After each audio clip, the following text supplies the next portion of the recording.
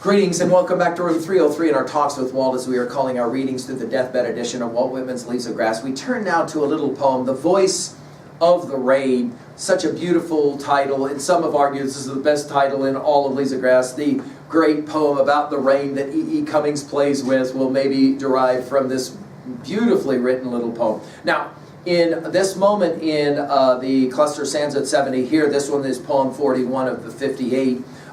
We are going to hear, and then in the poem that follows, Soon Shall the Winter Foil, we're going to be playing around with the anticipation and the expectation of spring. Now, obviously, Whitman himself is in his winter months, i.e. he is getting old, and so it makes sense that maybe he would see spring in symbolic ways. Now, I love that here we will get the great line, I am the poem of earth. It is going to be a compelling riddle poem, we might even call it. You'll remember that voice is mentioned for the first time in starting from Paumanok 12, and rain in Paumanok 16. So there's a lot of Paumanok in these poems. We just mentioned life and death. Now our assumptions are that you've been following our stuff at learnstrong.net, down that left-hand side, Talks with Walt, and then you've been with us from the very beginning, including the introduction to stanza at 70, and as we said, we just finished with life and death. Our Nortons will tell us that this one was first published in Outing. We haven't heard about that publication at all until now.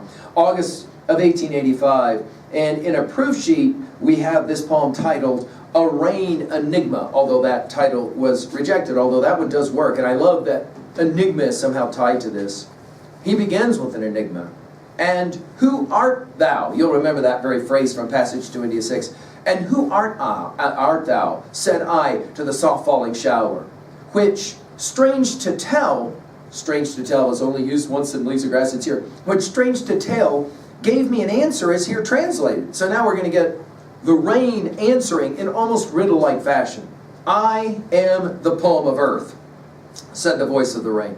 Eternal, I rise, impalpable out of the land and the bottomless sea, upward to heaven, whence vaguely formed, altogether changed, and yet the same.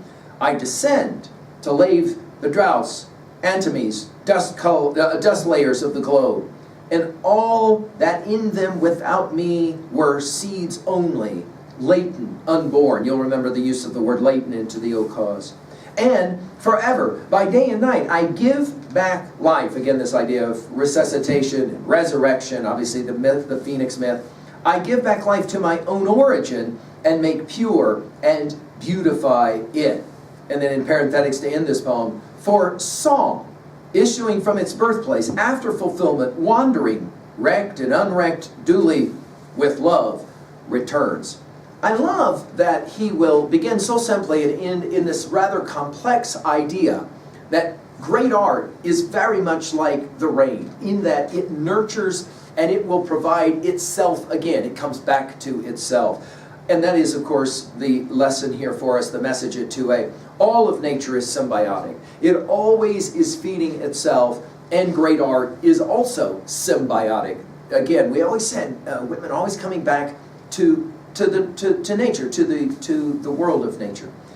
At 2b, rhetoric here, I love the caps. I love that it's capital P for poem, it's capital E for earth. Note all the other caps and the way that capital letters is used by Whitman to emphasize. I love that. At 3a, there's so many titles that could come to mind, but I'm just going to mention this poem, and the next one reads so well with Thoreau's Walden, the 1854 offering. We've given full lectures at learnstrong.net.